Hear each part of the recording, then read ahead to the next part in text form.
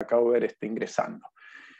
Muy buenos días. La carrera de Relaciones Internacionales de la Universidad Peruana de Ciencias Aplicadas se siente en la mañana de hoy extremadamente complacido porque queremos iniciar un tema, vamos a conversar un tema que todos conocemos. Hemos escuchado al COVID, el COVID nos arropa, el COVID nos ha dado extremadamente o muchísimas tristezas, pero siempre hablamos del COVID en relación al impacto en la economía, al COVID, al impacto en muchos de los otros aspectos, pero nos olvidamos de algo fundamental, esencial, como es el género, la mujer. Y hoy tenemos un panel de lujo, y ya les voy a comentar por qué. Porque contamos con tres extraordinarias mujeres paraguayas, quienes desde Asunción han aceptado acompañarnos en la mañana de hoy en este foro. Nos acompaña la embajadora del Paraguay, Ana Bayardi, nos acompaña la ministra Miriam Peña, que fue jurista en la Corte Suprema del Paraguay y actualmente es candidata como abogado a la Corte Interamericana de Derechos Humanos. Y luego nos acompaña Noelia López, la presidenta de la Asociación de Diplomáticos del Paraguay. Nuestra conferencista, la embajadora Ana Bayardi, es exministra de la Mujer, diplomática de carrera, con experiencia en varias naciones y organismos internacionales y actualmente es la embajadora de ese hermano país aquí en el Perú. La embajadora Bayardi nos va a conversar justo antes de comenzar antes de iniciar esta conferencia. La embajadora dice que hagamos debate, que conversemos, que hagamos una lluvia de ideas sobre este tema. Entonces, hoy vamos a hacer una lluvia de ideas sobre el COVID y sus importantes impactos en aspectos socioculturales de la mujer. Sin ningún otro preámbulo, me gustaría dejar el foro abierto a que nuestra embajadora, Ana Bayardi, nos diserte sobre el COVID. Es interesantísimo porque la embajadora viene de una experiencia en un rol protagónico en su país como exministra de la Mujer. Estuvo también un rol importante en las reuniones de Naciones Unidas sobre el tema de la mujer, y qué mejor que una mujer nos aborde un tema desde su perspectiva, acompañada y flanqueada por dos extraordinarias funcionarias también del Paraguay con experiencia en el mundo diplomático y en el mundo judicial en esta conferencia. Estimados chicos, invitados especiales, nos encontramos, la OPC se encuentra extremadamente complacido, feliz de contar en la mañana de hoy con la conferencia que abrimos a continuación. Embajadora, bienvenida. Las invitadas en el panel, si quieren dar algunas palabras, también están cordialmente bienvenidas. El foro es desde Asunción. Bienvenidos. Gracias. Bueno, muy buenos días. Antes que nada, quiero agradecer a la Universidad y a la persona de Rafael Casado por esta oportunidad y de debatir de un tema fundamental y digamos, versal, ¿verdad? Porque es un tema que siempre está sobre el tapete, sobre cualquier foro de discusión. Entonces, hoy que estamos asociando al COVID, una pandemia que nadie se la esperaba, y las consecuencias que tiene y que podría inclusive explorarse, es bueno poder debatir, porque lo que no se escucha, lo que no se debate no existe. Entonces, es el primer punto para salir adelante. Yo quiero comentarles que tengo el grandísimo honor de estar acompañada de la ministra Miriam Peña. Como dijo Rafael, es una persona de muchísima trayectoria y capacidad en nuestro país, más de 50 años en el ámbito judicial.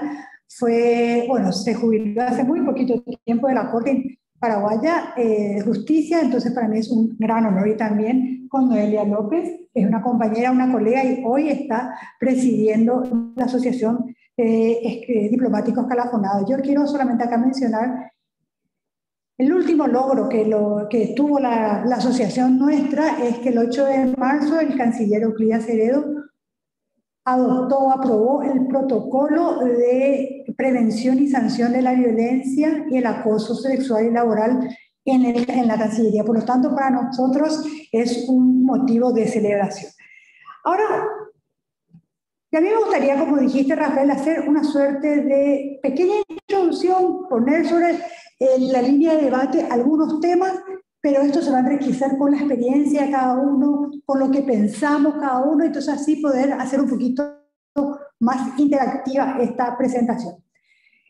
El título, la situación socioeconómica de la mujer en la pandemia. Bueno, para hablar de la situación socioeconómica, en este caso de la mujer, en situación de pandemia, tendríamos que también conversar cómo era o cuál era la situación de la mujer antes de la pandemia, para ver si es que cambió en positivo o negativo, cuáles son los desafíos que tenemos.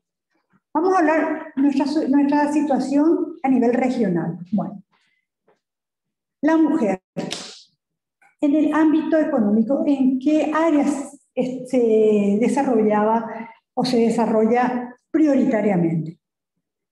Prioritariamente, la mujer está inserta en el mundo laboral en unos rubros que son los rubros que corrieron mucho riesgo durante la pandemia, que es turismo, que es la parte gastronómica. Sabemos que el porcentaje de mujeres en la informalidad económica es mucho más alta que el varón. Entonces, también sabemos que en pandemia esa fue el área que ha sufrido los primeros impactos con lo que se ha establecido para frenar el virus. También tenemos la parte de los trabajadores sociales. Sabemos que el 96% de las trabajadoras, de los trabajadores sociales, trabajadores domésticos son mujeres. Hay un impacto muy alto en este grupo durante la pandemia. El cuidado.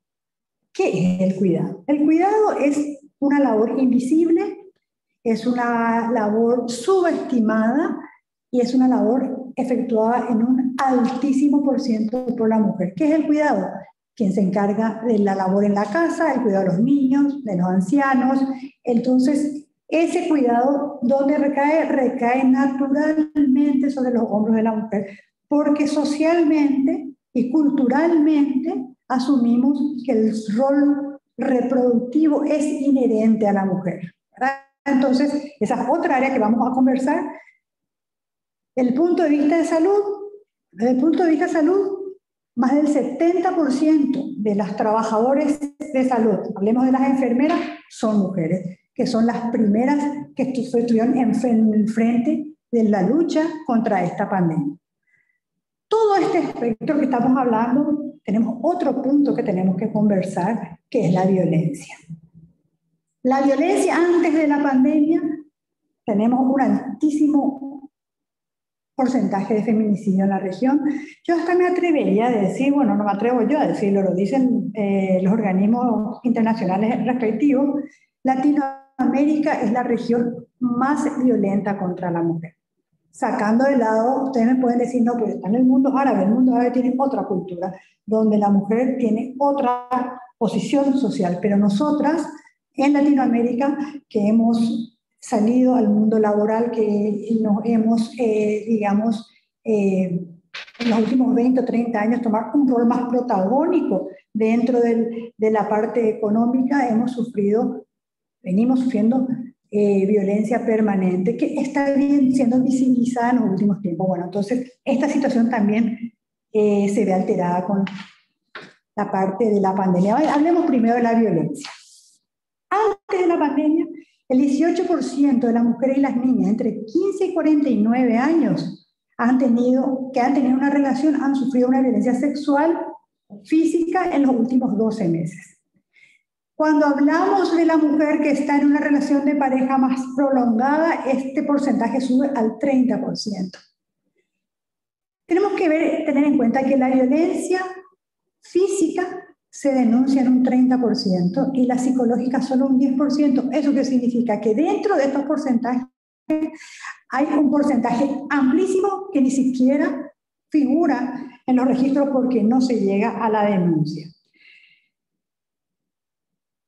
En COVID, ¿qué sucedió? Estas nuevas, digamos, el confinamiento, el aislamiento obligatorio, la cuarentena, que hizo que esta mujer esté 24 horas dentro de un ambiente permanente con el agresor. La falta de recursos, la situación inesperada, los riesgos de la pandemia que hace que esto sea como una suerte de ebullición permanentemente de esta violencia. Entonces esa mujer está más expuesta con su agresor dentro de la casa.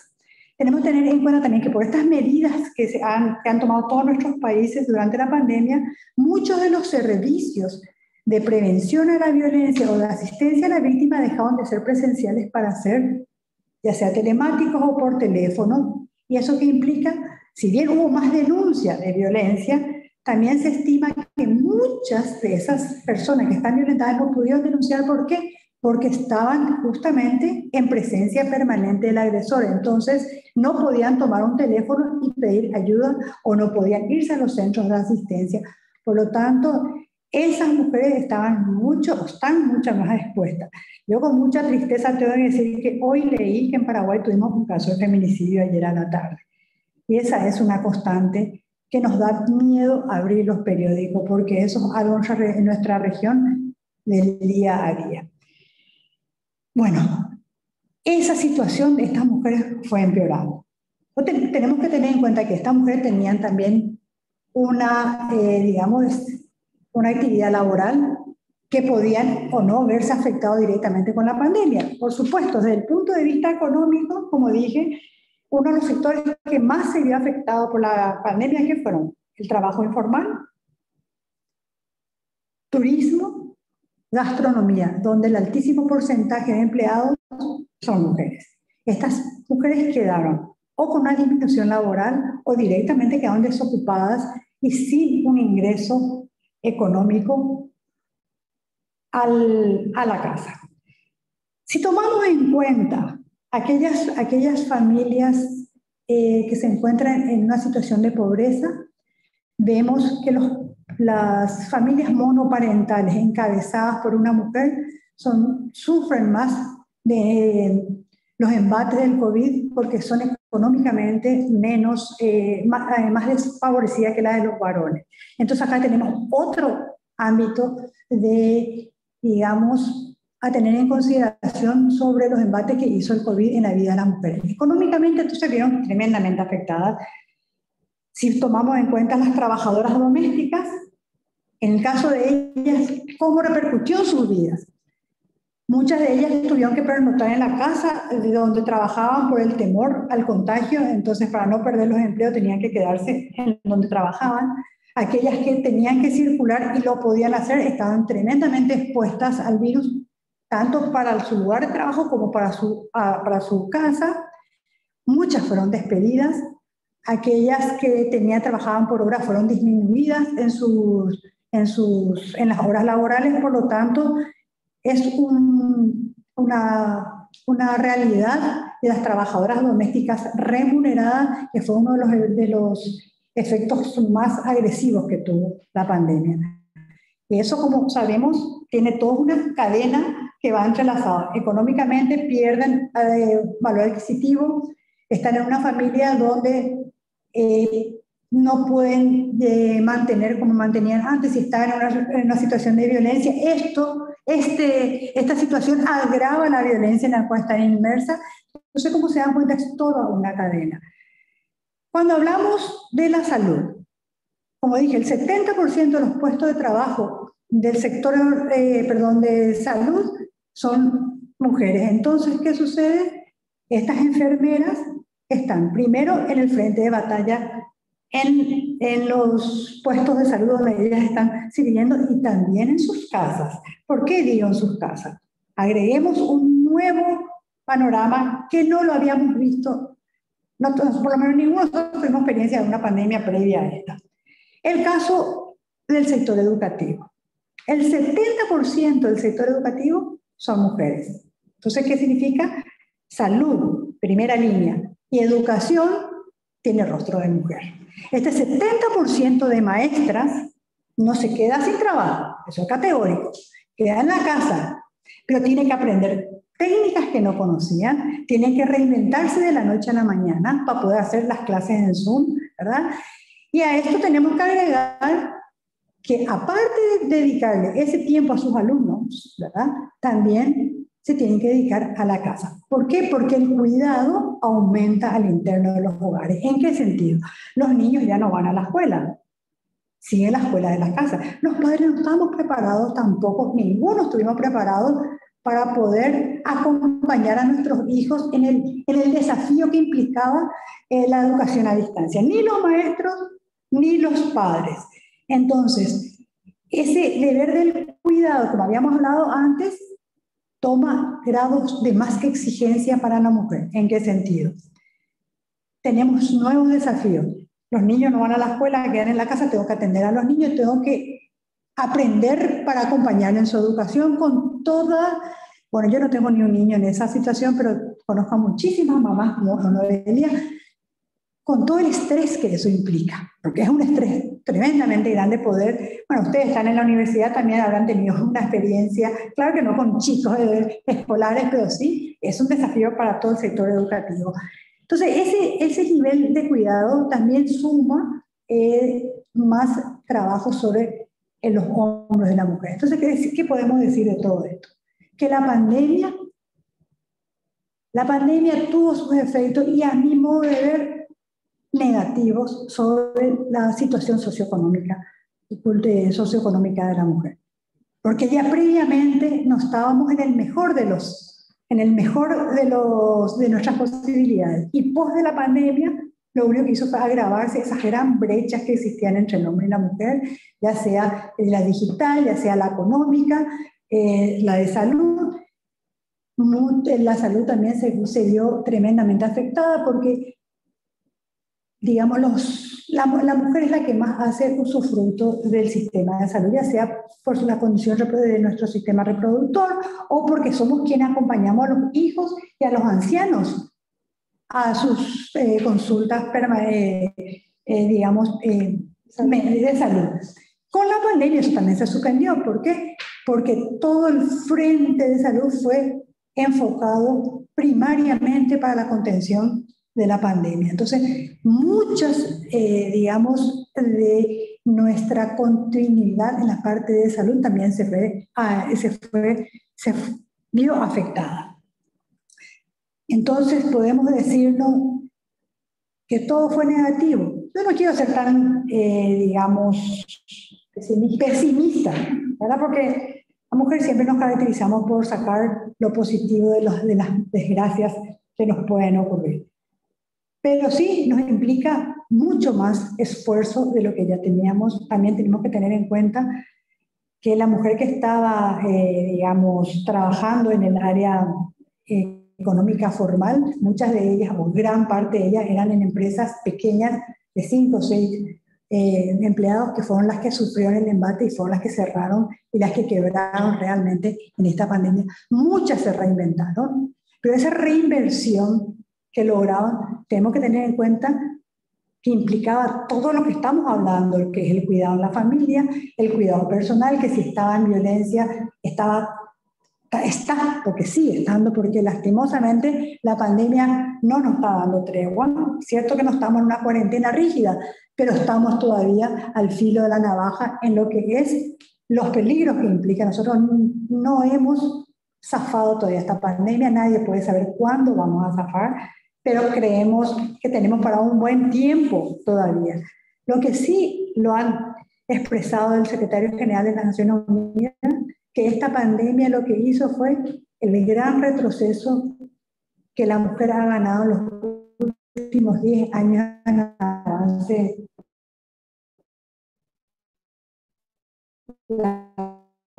O sea, tenemos un tremendo retroceso. Volver no quiere decir que no lo vamos a lograr. Eso lo que quiere decir que los estados tenemos la obligación de buscar políticas públicas, ya sea a nivel financiero, de lo que sea de préstamo, pero va a tener que ponerle rostro de mujer a este post-COVID y a todos digamos, las políticas o los programas que tengan previsto para una, digamos, reinserción de este grupo que quedó rezagado durante la pandemia.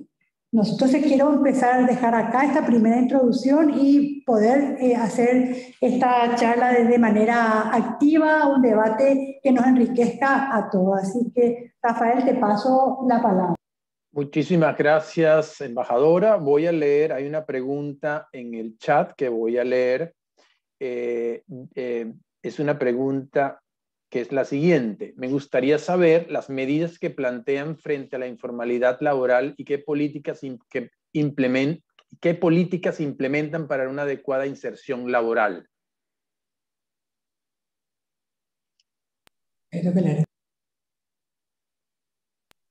Aclaremos que yo no puedo hablar de las políticas que los estados van a plantear, porque eso escapa es de mi competencia actual, pero sí podemos dar muchas sugerencias. Tanto la CEPAL como ONU Mujeres hicieron durante todo el año de la pandemia y hasta ahora siguen produciendo, hay muchos estudios, mucha investigación, hay muchas reuniones al respecto y hay sugerencias justamente a qué líneas de acción tendremos que tomar los estados para poder garantizar a este grupo, no estamos hablando de cualquier grupo, estamos hablando de la mitad de la población, pueda reinsertarse de vuelta en el ámbito laboral.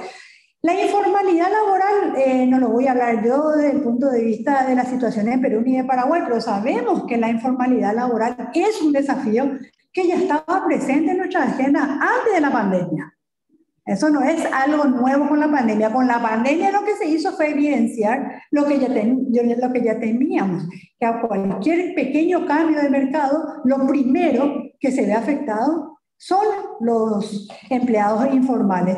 Y lastimosamente, en ese grupo, es mayoría, las mujeres son un porcentaje no menor ni que no se tenga que tener en cuenta. Pero como digo, eso es algo que evidentemente los ministerios de Economía o de Hacienda, en Economía en Perú, Hacienda en el Paraguay, en la región, y también en los bancos interamericanos o el Banco Mundial tienen que tener, van a tener que tener, yo estimo que ya lo tienen, unas líneas específicas de acción al respecto.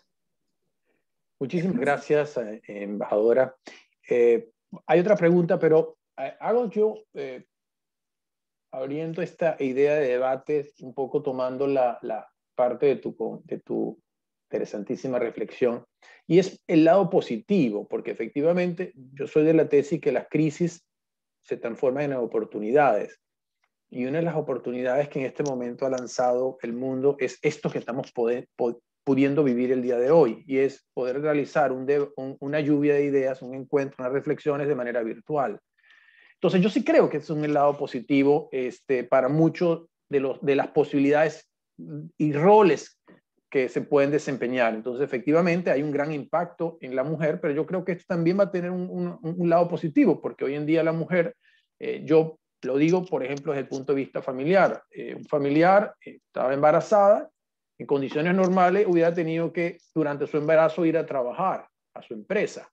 Hoy en día hizo lo mismo en su casa gracias a la pandemia, y esta primera etapa con el nacimiento de su bebé lo ha podido disfrutar. Entonces hay lados positivos que se han presentado. Entonces yo sí creo que por supuesto, hay grandes impactos negativos.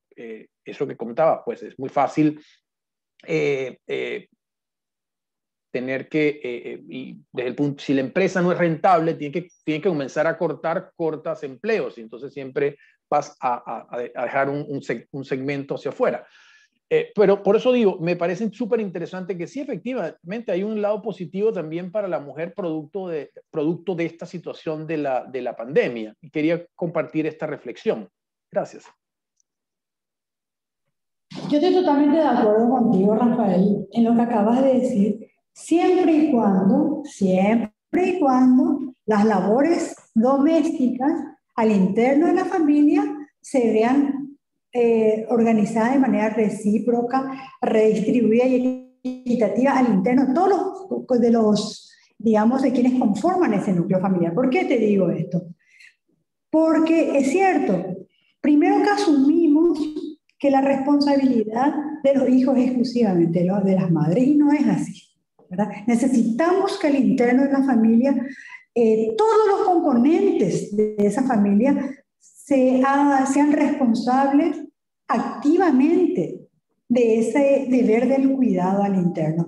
Porque ese teletrabajo que comentaste, Rafael, es un trabajo que igual sigue haciendo desde la casa, pero también tiene otras labores al interno de la casa que debería de ser compartido. Ese es un punto que es importante resaltar, sobre todo a las mujeres. ¿Por qué digo esto? Porque nosotros por cultura asumimos que ese es un rol nuestro.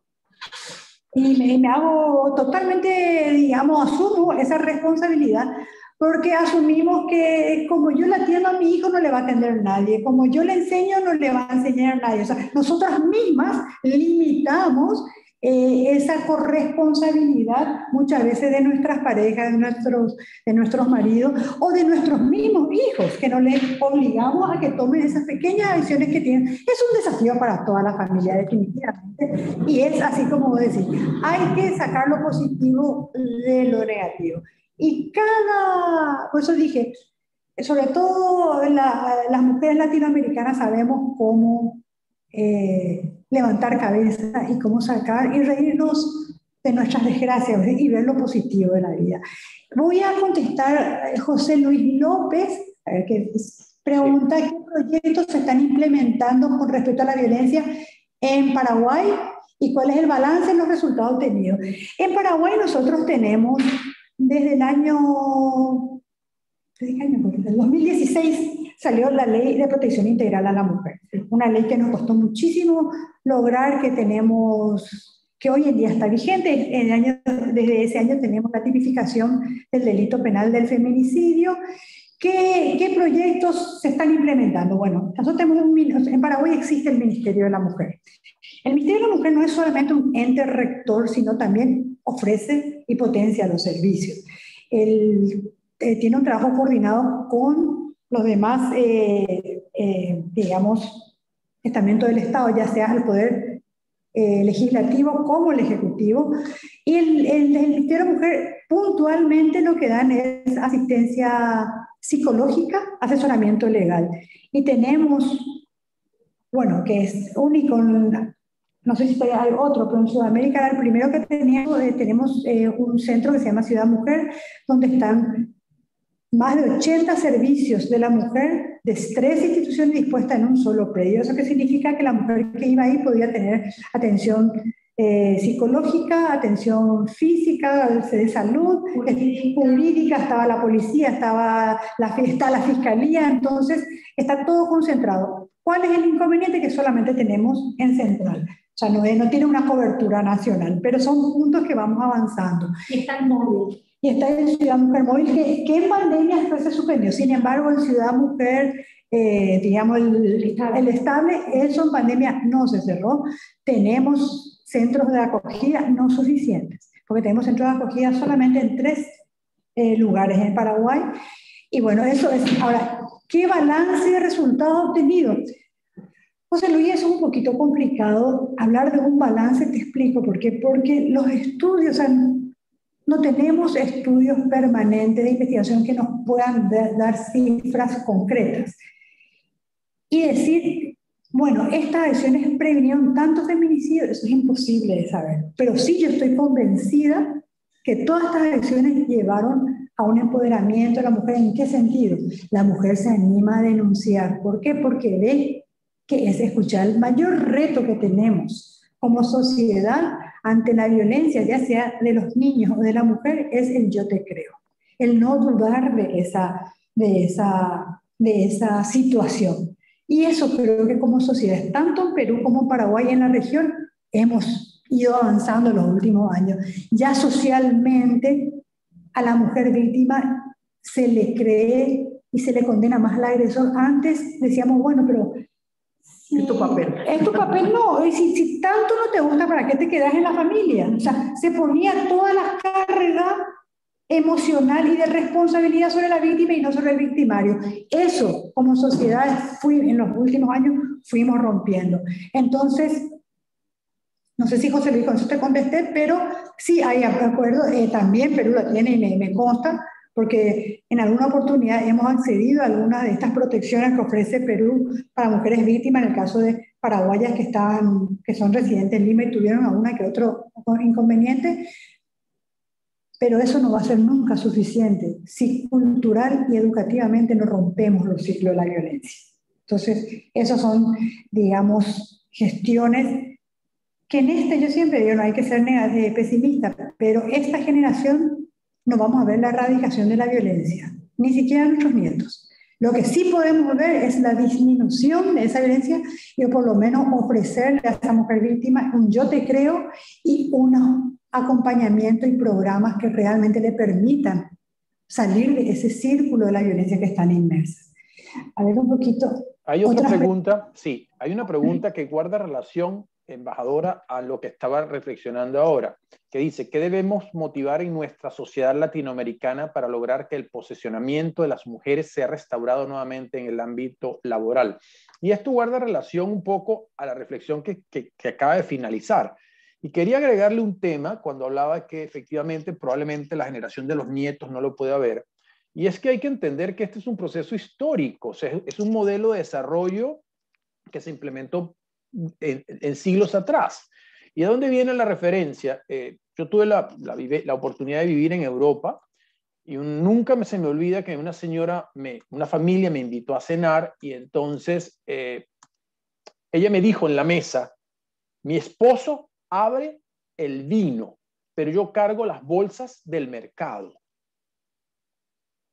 Entonces, son valores, principios arraigados dentro de la cultura. Entonces, cuando hablamos de cómo se puede procesar este cambio para que el rol o el posicionamiento de la mujer sea mucho más cónsono con el siglo XXI o con lo que estamos viviendo, tenemos que ir acompañado de una transformación de la educación, pero también tenemos que aunarlo a transformaciones dentro de la estructura que promueva el Estado. Hay países en Europa en este momento que cuando la esposa sale embarazada, ya el esposo tiene ciertos beneficios como que porque el embarazo es de los dos.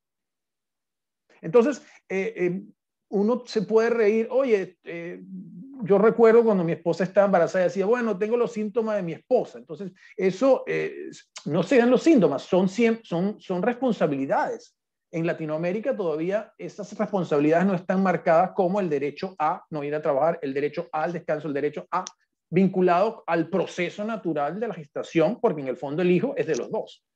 Pero todavía existe una gran motivación cultural que frena los cambios, y lo acaba de definir también, pues. Muchas veces, bueno, ¿por qué te deja maltratar y no me da miedo?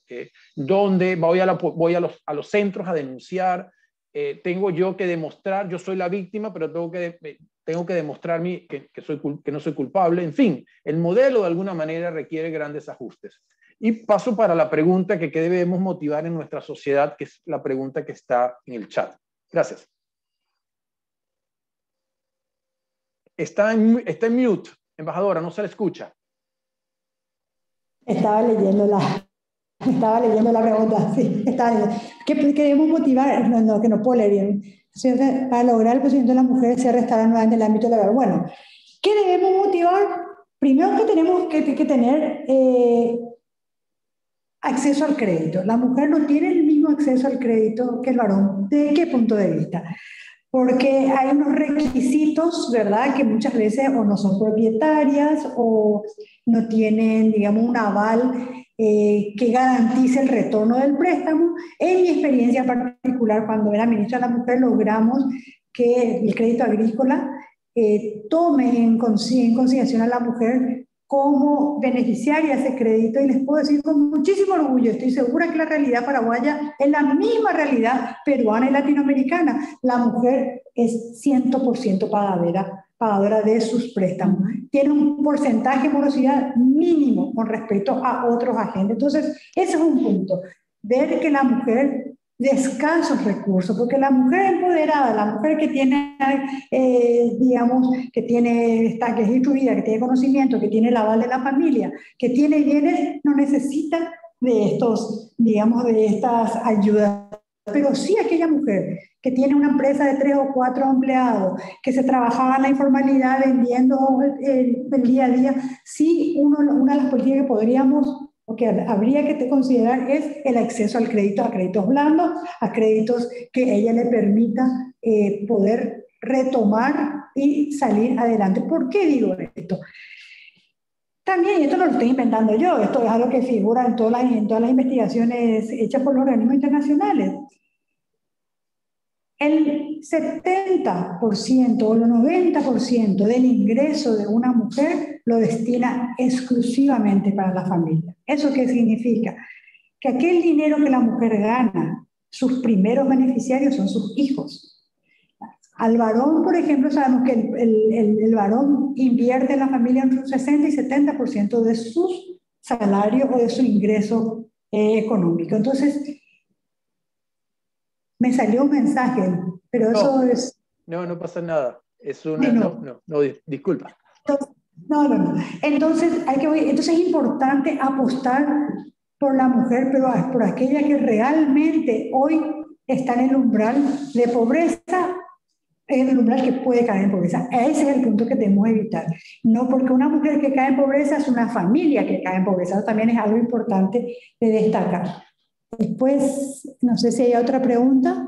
Pregunta José Luis, dice, en la TAM se está tratando de visualizar la problemática. ¿Qué viene después? ¿Qué reto nos espera? Me imagino que José Luis está, a ver si es que me contesta, estás hablando del tema de violencia, José Luis. Está habilitado el micrófono, José Luis, si quieres explicarte mejor, lo puedes hacer. Exacto, violencia. Sí, en Latinoamérica, bueno, yo quiero aclararle un tema. Latinoamérica durante 20 años fue la única región que tenía una convención especial de lucha contra la violencia de la mujer, que es Belén do Pará. Hicimos muchísimo, pero yo que soy muy crítica también, y cuando teníamos la reunión a nivel de ministra de la mujer, ¿cuál fue, digamos, nuestro reto no cumplido? Que es la prevención. Como prevención no logramos, a nivel global no se encuentra un programa o una acción efectiva para la prevención. Todavía estamos atacando pues, esta problemática desde el punto de vista de la atención a la víctima y su familia. La prevención, ¿cuándo se da? Cuando logremos cambiar aquellos puntos o aquellos factores de nuestra cultura. Educación. La educación. Inicial. En la educación inicial sabemos que si hoy implementamos, que todavía no lo implementamos todos, el resultado lo vamos a tener en 20 años quizás. Lento. Por eso yo digo, o sea, el cambio cultural lleva muchísimas. Yo por eso dije que nosotros, ni nuestros nietos, no van a ver la erradicación de la violencia, pero sí podemos ver la disminución o por lo menos visibilizar. Es un punto, esta conversación hace 10 años atrás no lo hubiésemos tenido. Sencillo es. Hace 20 años atrás la violencia intrafamiliar se considera asunto privado, entonces entre 4 paredes no se mete nadie. No te metas. Hoy es una cuestión pública. El que es testigo de la violencia contra una mujer y no ejerce nada es cómplice. El silencio es cómplice, o sea, hoy somos todos responsables. Y la gente está aprendiendo. Fíjense, los vecinos denuncian. Totalmente. Eso no ocurría antes, como decís. Antes se ponía la música más fuerte para no escuchar los gritos de la vecina. Hoy no, hoy se interviene. Y eso cambió. Yo siempre cuento una anécdota. En el año 2014, en Paraguay, enero es el año, no me pregunten por qué, pero después voy a decir el por qué, creo yo, porque no hay, es el año más violento contra las mujeres, cuando más feminicidio tenemos. Puede ser por el calor, después de las fiestas, es el mes más largo para el ingreso económico, porque uno cobró todo su vencer a la mitad de diciembre y el siguiente, sí, es el mes que tiene más días, ¿verdad? Entonces, en ese primer año del 2014, murieron 10 mujeres en manos de sus parejas o exparejas, inclusive una nenita de 6 años que trató de defenderla, la mamá también falleció. En ese mismo mes, la ministra de entonces del Medio Ambiente liberó la casa del teyú. El teyú es una iguana grandecita que tenemos nosotros. El país salió a defenderle al teyú, a la iguana. Le costó el cargo a la ministra. En esa misma época murieron 10 mujeres. Una línea en el periódico no salió por ninguna de las 10 mujeres. Pero sí, en la sociedad nos indignó que le quieran matar a la iguana. 3 años después, en 2017, tuvimos también 12 casos de feminicidio en enero. Y los 12 casos fueron tremendamente visibilizados en la prensa y repudiados por la sociedad. O sea, puedo decir que en 3 años en Paraguay vimos esa visibilidad. O sea que la prensa tiene también un papel importantísimo. La prensa tiene un papel fundamental. Miriam, vos estás en ese ámbito. A veces tenemos en la prensa que tipifican feminicidio y la fiscalía no. Entonces es una cuestión de que tenemos que luchar el día a día. Y acá lo importante de ver es que la mujer, ¿por qué no denuncia? No denuncia porque ella se siente culpable. La violencia física ya ha resultado de años de violencia psicológica, donde él es inútil, vos no servís para nada, si yo no estoy, vos no sos nadie. Entonces la mujer cree eso. Y si él me pegó porque yo también le preparé la cena de una manera que no le gusta, me puse esa ropa que a él no le gustaba. Claro que le encuentra justificativo. Entonces es difícil que ella pueda denunciar. Entonces, José Luis, en ese punto te digo que la visibilidad que estamos teniendo es un grandísimo progreso. Esta conversación de hoy, hace 10 años no lo hubiese existido. Y si existiera, le íbamos a reír de lo que estábamos diciendo. Hoy no, hoy ya vemos, ¿verdad? De que ese hombre que le maltrata de palabras, su esposa, ay, vos gorda, ay, que no comas, base, eso ya no es algo que es una persona desagradable. Ya está desaprobado socialmente. Punto. Vamos aprobando y vamos teniendo paso a paso en este tema. Una pregunta, embajadora, y es que efectivamente hablaste de la conferencia de Belén de Pará, pero obviamente la respuesta puede estar muy centrada y es en América Latina, en todos estos procesos de integración que hemos tenido en América Latina, donde la esencia ha sido eminentemente económico, pero han habido avances en otros sectores políticos y sociales. El Mercosur, por ejemplo, ha avanzado en el sector. Entonces, pero ahí tenemos, en América Latina, que tenemos encuentros, ¿cuáles han sido esos avances? Porque efectivamente la mujer ha tenido un rol, y lo estamos hablando, esta conferencia, la capacidad de que la noticia, ya lo vemos en las medias, en los medios, hay avances. Pero realmente ha sido, la pregunta viene, ¿es que realmente ha sido un tema de debate entre los países en América Latina en los últimos 15 años? La mujer como tal, digamos, para subir ese rol protagónico que requiere la sociedad para que efectivamente, ¿por qué la mujer tiene que tener un paso atrás y no está igualitaria en condiciones que el hombre? Gracias. Belén de Pará específicamente habla de la parte de violencia. Y yo puedo decir que sí tuvimos avances. ¿Desde qué punto de vista? 18 países hoy en día en la región tenemos el tipo penal feminicidio. Hace 10 años atrás no teníamos a nadie. Entonces me pueden decir, pero ¿es homicidio agravado? Le llaman, sí. Pero le ponemos nombre. ¿Y de qué sirve ponerle nombre? Sirve ponerle nombre porque si le ponemos nombre a esa mujer que hoy falleció, ya por ella no podemos hacer nada más que pedir justicia. Pero su caso sirve para ver una realidad y que otras mujeres puedan ver que ella puede ser la próxima, que mi mamá puede ser la próxima. Entonces sí creo que hemos tenido avances desde el punto de vista, como dice José Luis, de la visibilización. Lo que no se ve y no se habla no existe. Y si algo que yo no identifico como un problema, tampoco busco soluciones. En Paraguay teníamos leyes que protegían a los animales, pero no teníamos leyes que protegían a las mujeres. Sí. Así es, ¿verdad, Ramina? Totalmente. Nos costó muchísimo sacar esa ley en el 2016, no fue poca cosa, ¿verdad? Pero hoy tenemos una ley de protección integral. ¿Y de qué sirve una ley de protección integral? La protección integral hace que aquella mujer justamente que denuncia pueda tener resultados institucionales que le permitan romper el ciclo de violencia.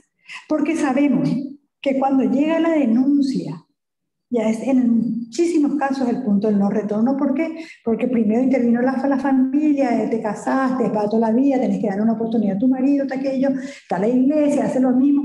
Pero cuando la mujer dice basta, o en la experiencia mía, sucede cuando los hijos están en peligro. La mujer se atreve a denunciar cuando la violencia cae a los hijos y cuando ven que el hijo está en peligro, la hija. Entonces ahí se busca romper este círculo de violencia. Ahora bien, el primer testigo de la violencia es la familia, los amigos y la sociedad.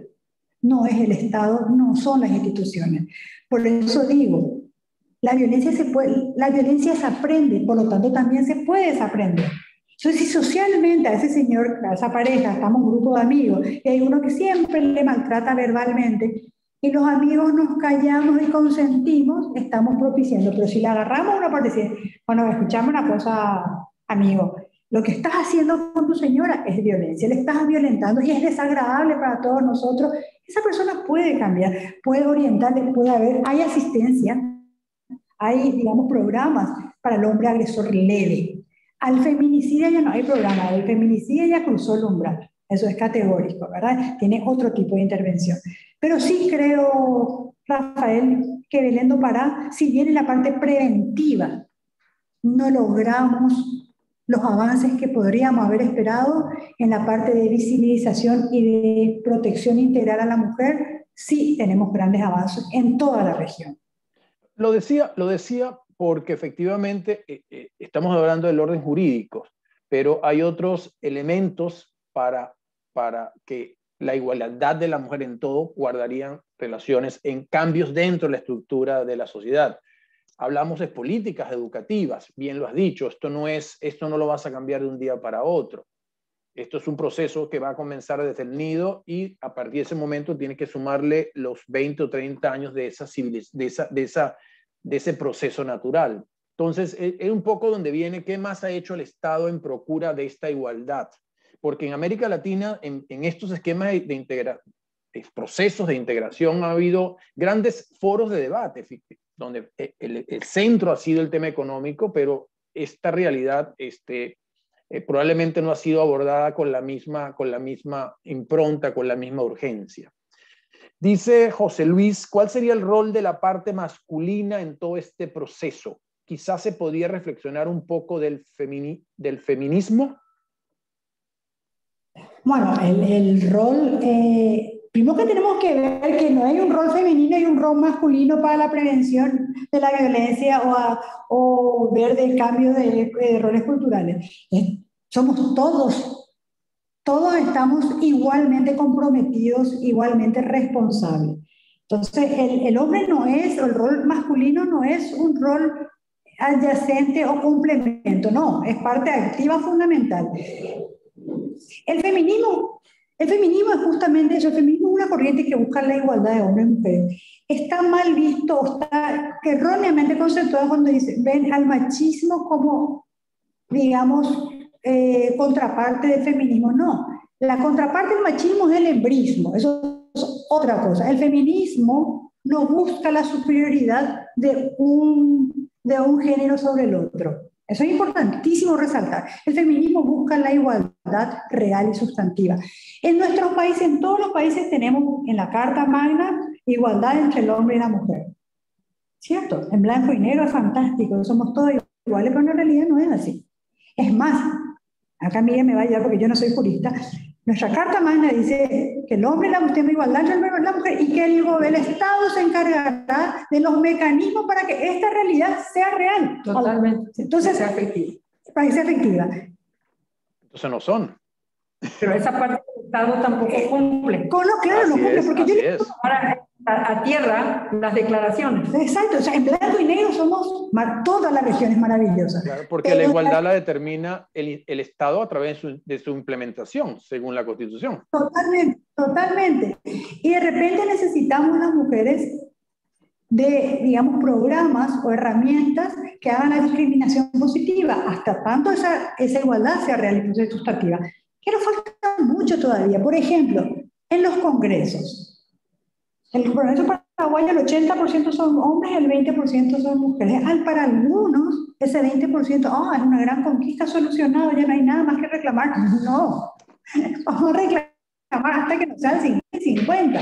Así como una vez dijo Bachelet, me acuerdo perfectamente, ¿a qué país se le ocurre ir al Mundial de Fútbol con la mitad de sus jugadores? El 50% de la población mundial somos mujeres. Entonces, nosotros estamos fuera de las negociaciones del proceso de paz a nivel global. Me dice que mi conexión es inestable. ¿Se me escucha?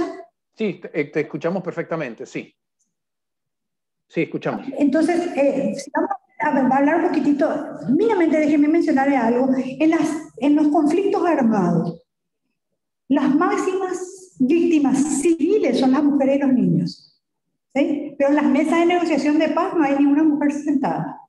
Y no es la mujer precisamente la que genera tampoco los conflictos armados. Entonces, ¿cuál es el rol del hombre? El rol del hombre es fundamental. El rol del hombre es fundamental. ¿Por qué? Porque mucho de este rol masculino está basado en el poder y el privilegio. Y perder poder y perder el privilegio no es agradable. Entonces hay que ser conscientes y tener conciencia de que primero, para poder cambiar, tenemos que saber que hay una problemática. Primero, reconocerlo, ¿verdad? Entonces es, digamos, fundamental. O sea, no podemos hacer ningún cambio de ninguna índole con la exclusión de cualquiera de los dos géneros. Eso es categórico. Hay otra pregunta. El enfoque de género es vital en las instituciones educativas para disminuir y hacer visibles todo tipo de violencia. ¿Qué otra herramienta consideraría implementarse? Bueno, el enfoque de género ese sería, digamos, es el punto de partida y es lo que nos cuesta tanto incluir. Incluir el enfoque de género que hoy en día estaba confundido, yo particularmente, malinterpretado con la ideología de género, que yo particularmente, esa ideología no creo ni que exista, ¿verdad? Entonces, el enfoque de género, ¿por qué? Porque ese enfoque nos va a permitir que hay roles que culturalmente hacen que hoy en día no tengamos esa igualdad de condiciones. Por darle un ejemplo que sucedía acá, hoy en día ya no estoy segura, pero en el campo, por ejemplo, en la hora del recreo, las nenas limpiaban el pizarrón y los varoncitos jugaban al fútbol. No sé si todavía continúa, pero ese es un rol que está perpetuado en la misma, o sea, en el sistema educativo. Nosotros perpetuamos en la casa mismo, ¿verdad? Entonces, ese enfoque de género es necesario en cualquier programa o política pública que un Estado se imponga. Embajadora, estamos ya a 4 minutos para terminar, por respeto al tiempo, a los chicos, a la clase y a usted. ¿Qué reflexión final nos pudiera dar luego de esta conversación de la mañana de hoy? Es decir, cómo sabemos que hay elementos positivos, pero ¿qué le viene primero a la mente si le dijera 3 ideas fundamentales en este momento en cuanto al género femenino cuáles son esos 3 pasos que se pudieran dar para impulsar 3 ideas fundamentales que puedan servir así como ideas de cierre? Gracias. Como que saque de la galera así de la nada, déjame ver qué se me puede ocurrir. No, está bien, no, porque eso es simplemente, siempre es bueno. Yo, por ejemplo, diría, se me ocurre, realmente reforzar la educación. O sea, incluir dentro del sistema educativo un cambio conceptual donde se le dé a la mujer su espacio, pero hay que comenzar de un punto de base. Ese es el punto de partida. Tenemos que saber que el niño llega con 4 años ya a la escuela ya con concepciones de género bien marcadas en la familia. Por eso digo que esto va a ser un cambio cultural y los cambios culturales llevan muchísimos años. Pero si hoy no empezamos, esos muchísimos años se van postergando en el tiempo. Primer punto es... Este debate es ejemplo, claro, de justamente cómo vamos avanzando. Vamos avanzando, como dije, este debate, que lo cual celebro que sean muchos de este estilo.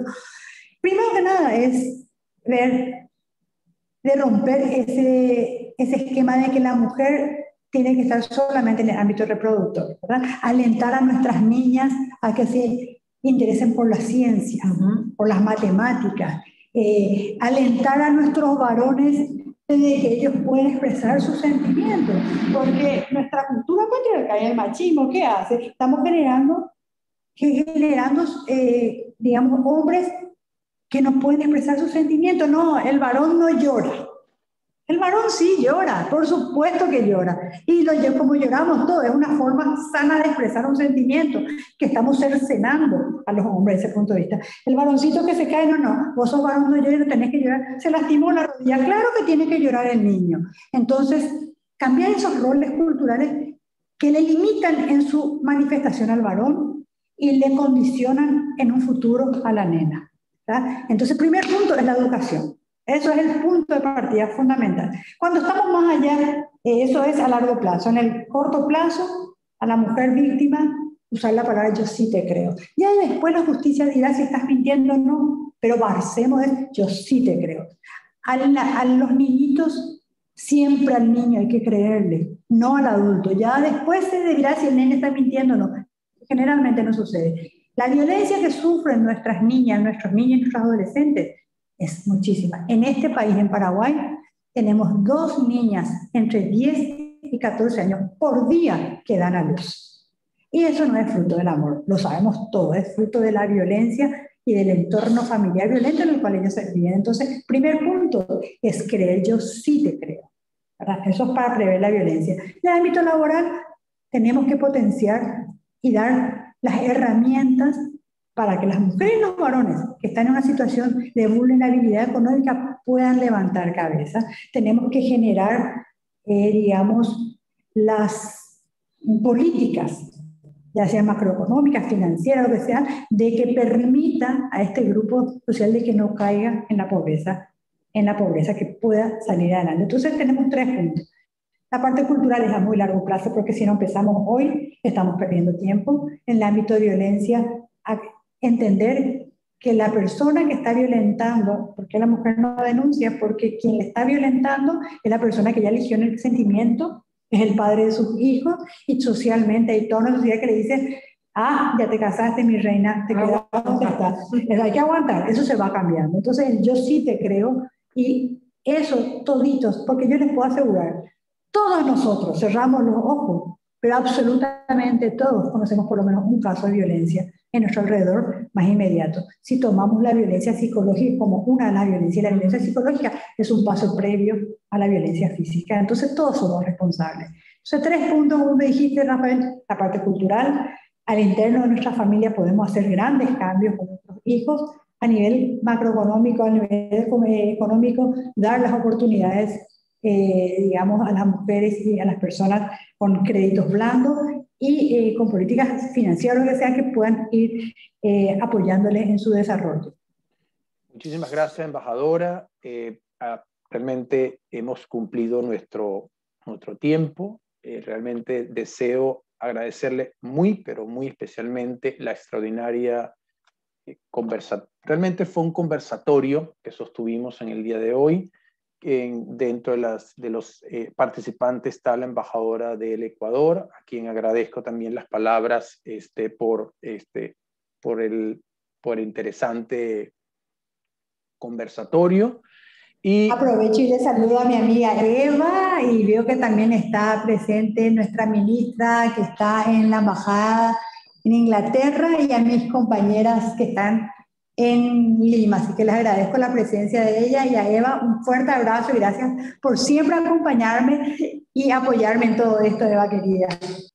Como les decía, pues la Universidad Peruana de Ciencias Aplicadas, a través de la carrera en este momento de Relaciones Internacionales que dirijo, creamos estos foros. Son foros de reflexión sobre temas realmente del acontecer internacional. El tema de hoy no es un tema de Perú, no es un tema de Paraguay, es un tema transversal para todo el mundo. Ministra Miriam Peña, mis mejores éxitos y deseos en su candidatura, y espero pues que sea exitosa, y desde su nueva posición, cuando la asuma, nos gustaría tenerla aquí en la carrera. Transmítale a Noelia también nuestra satisfacción por haber compartido el día de hoy, y a usted, embajadora, reiterarle: las puertas de la carrera están siempre abiertas. Tenemos pendiente un encuentro de manera presencial una vez que nuestra vida retome la normalidad, pero nuestro tiempo ha concluido y solamente me resta agradecerles a todos ustedes. Gracias por acompañarnos el día de hoy. Decirles que estamos muy complacidos por la magnífica conferencia. A usted, embajadora, por habernos dedicado su tiempo, más aún que se encuentra en este momento en Paraguay. Y desde la carrera tienen permanentemente la invitación para continuar participando en nuestras conferencias internacionales que continuaremos realizando durante el semestre. Un feliz día para... Gracias. Muchas gracias, Rafael. Como he dicho, todos coincidimos que está un poco la base fundamental en la educación. Yo siempre dije, la mujer que tiene un título, la mujer que fue educada, no tiene la protección en sí misma. Las leyes son ineficaces, las leyes son teóricas, pero la mujer que tiene profesión, se defiende a sí misma económicamente, tiene el freno al frente al varón si es que no está propasándose. Para mí la educación, y felicitaciones por esta actividad organizada por usted, Rafael, porque esto es educación. Muchas gracias por aceptarme a estar acá, mi amiga del alma, y que como ministra de la Mujer ha cumplido, hasta ahora lo cumple, pero está al frente de un ministerio de la mujer, a ella le ha tocado y ha dado los frutos muy, muy importantes en su gestión ministerial, y que ahora me entero ya a nivel internacional está dando frutos. Muchísimas gracias, gracias por la oportunidad. Muchísimas gracias nuevamente, embajadora Miriam, muchísimas gracias por estar el día de hoy. Y ustedes, muchísimas gracias, chicos, invitados especiales por acompañarnos, y será hasta una próxima edición. Buenas tardes, feliz día, y sobre todo cuídense mucho en este momento, porque desafortunadamente el coronavirus está cada vez más fuerte, y la única manera, como acaba de decir la embajadora, es la prevención y el cuidado. Somos nosotros mismos los únicos que podemos ayudar a que el animal salvaje del COVID disminuya o no logre sus objetivos. Un feliz día para todos y cuídense mucho. Gracias por compartir la mañana de hoy.